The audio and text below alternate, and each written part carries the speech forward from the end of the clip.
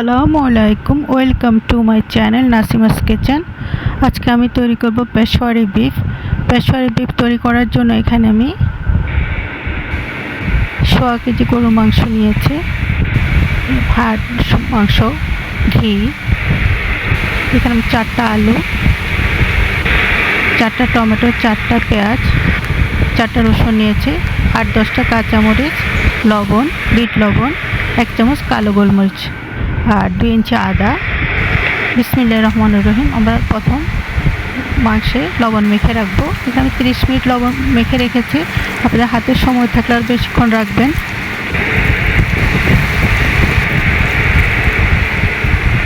Minute পরে আমি চুলে একটা প্যান বসিয়ে দিলাম, দিয়ে দিচ্ছি 2 চামচ ঘি।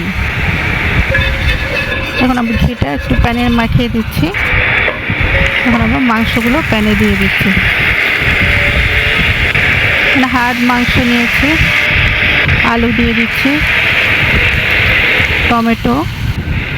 টমেটোর সামনে মুখটা এভাবে কেটে দিয়েছি, পেঁয়াজ আস্তে আস্তে 4টা দিয়ে দিলাম, রসুনও 4টা দিয়ে দিলাম, আদা 2 ইঞ্চি আদা এভাবে স্লাইস করে কেটে দিয়েছি, দিয়ে দিলাম 1/2 চামচ বিট লবণ, 1 চামচ গোলমরিচের আর 8-10টা কাঁচামরিচ। ঝালটা যার যার পছন্দ মতো, লবণ স্বাদ মতো।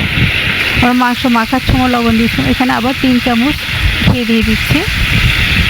এখানে আমরা কোনো তেল মশলা ইউজ করছি না, গোলমরিচ ছাড়া ঘি।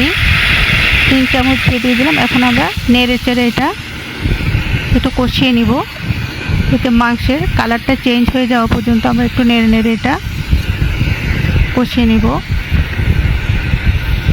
আমাদের মাংসের কালারটা চেঞ্জ হয়ে গিয়েছে। এখন আমরা এখানে পানি দিয়ে দিব।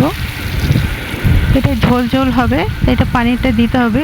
এখানে আমি প্রায় 2 লিটারের মতো পানি দিয়েছি। ভালোভাবে নেড়ে চেড়ে বসিয়ে দিলাম। এটা খুব ভালোভাবে যখন 6-7 মিনিট পর এইভাবে বলক আসবে,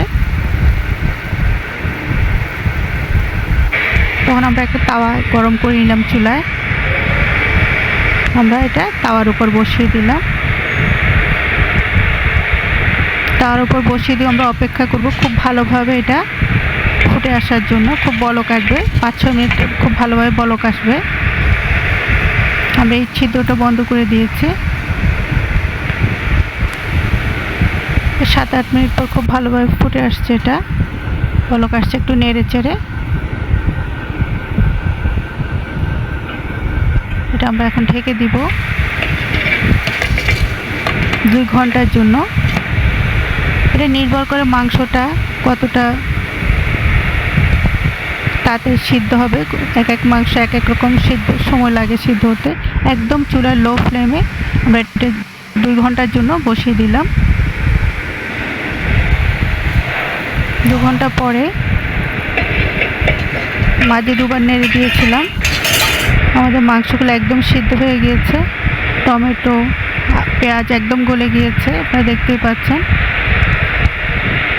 মাংসগুলো খুলে খুলে গিয়েছে। খুব সুন্দর একটা অ্যারোমা পাওয়া যাচ্ছে। গোলমরিচ, ঘি। এই পর্যায়ে আমরা আরও 2 চামচ ঘি দিয়ে দেবো। এই চামচে আমরা এখানে টোটাল 7 চামচ ঘি দিলাম। এই চামচে এটা আমরা এখন আবার 5 মিনিট থেকে 6 মিনিট ঢেকে দিব।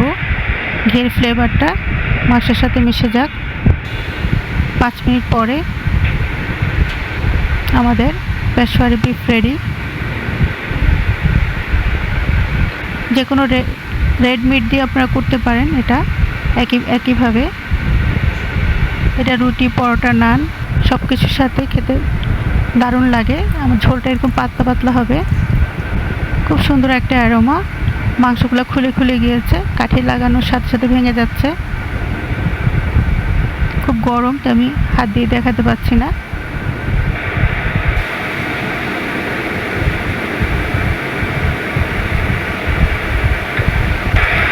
এই যে মাংসটা হাড় থেকে একদম খুলে গিয়েছে। এখন আমরা একটা সার্ভিং ডিশে সার্ভ করে দিচ্ছি। আমার চ্যানেলে বিফের আরও অনেকগুলো রেসিপি আছে। মগজ ভুনা, বিফ টিকিয়া, বিফ আচারি,